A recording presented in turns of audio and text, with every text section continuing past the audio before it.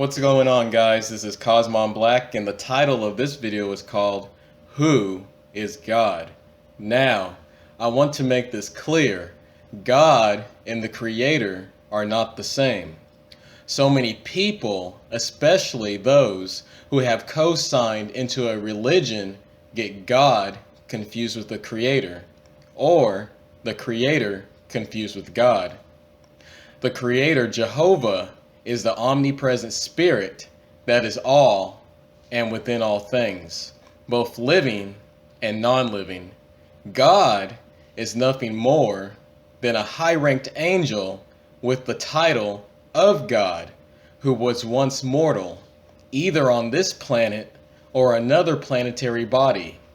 The Bible nor the Quran explains these things, which leads people into confusion, with more questions than answers.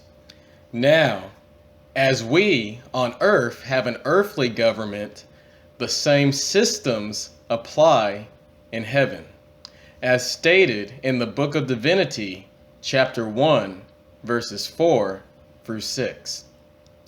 Verse 4, Jehovah said, "He who is chief of a government on earth shall be called king, but he who is chief of my heavenly government shall be called God," and it was so. Verse 5, I, who am God, in my own behalf, for the enlightenment of the world, declare the glory and wisdom of Jehovah above all things on the earth or in her heavens above.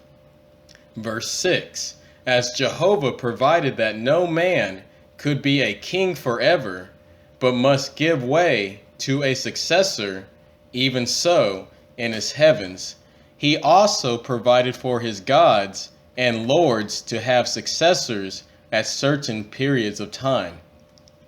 Now, as we here in America have a different president every 4 or 8 years, the same rules apply in heaven. A different angel is given the title of God to rule the heavenly kingdom at the beginning of each new arc cycle. If you are not familiar with Oahspe, an arc cycle is a period of 3,000 years. I will discuss more on arc cycles in the future videos. Now, like I stated earlier, a God is nothing more than a high-ranked angel who was once mortal on this planet or another planetary body, and that God is not the Creator.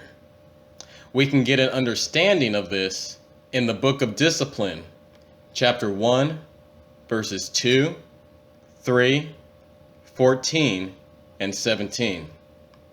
Verse 2, hear the words of your God, O man, I am your brother, risen from mortality to a holy place in heaven, profit in my wisdom, and be admonished by my love. Verse 3, for as I am your elder brother, so shall it be with you, to rise also in time to come, and look back to mortals, and call them to the exalted heavens of the Almighty. Verse 14, hear your God, O man, and distinguish that the two, God and Jehovah, are not the same one, nor is your God more than what you shall be in time to come. Verse 17, as a kingdom on earth has a king, and the king is nevertheless a mortal, so in like manner is the heavenly place of your God a kingdom of angels, and the chief over them is God, an angel also. Verse 20, therefore I am, like any other spirit of the dead, a one-time man upon the earth, even as you are in this day, but one within the organic heavens of the earth. Now, I'm sure a lot of Christians, or anyone that follows the Holy Bible, will say that God was not a man, or that God is the omnipresent Creator. But here, I just showed you where God himself states that he is not the creator of the universe, and that he was once a mortal being to the earth. This is why new revelation must come about. And when new revelation comes about, it challenges previous belief systems. But even in the Holy Bible, it states that we are gods, as stated in the book of Psalms, chapter 82, and verse 6. Verse 6, I have said, ye are gods, and all of you are children of the Most High. Now, today, in many major religions and belief systems, the female is considered lower than the male. But Oahspe shows us that the female is equal to the male. And just as a male can rise upwards and become a god, likewise the female can rise upward and become a goddess. Here is an example in the Oahspe where a female goddess is flying a ship, which some refer to as a UFO, which is nothing more than a vehicle for the angels to travel across the universe. No different than us driving a car or flying an airplane to travel across the earth. Book of Apollo, chapter 11, verse 2.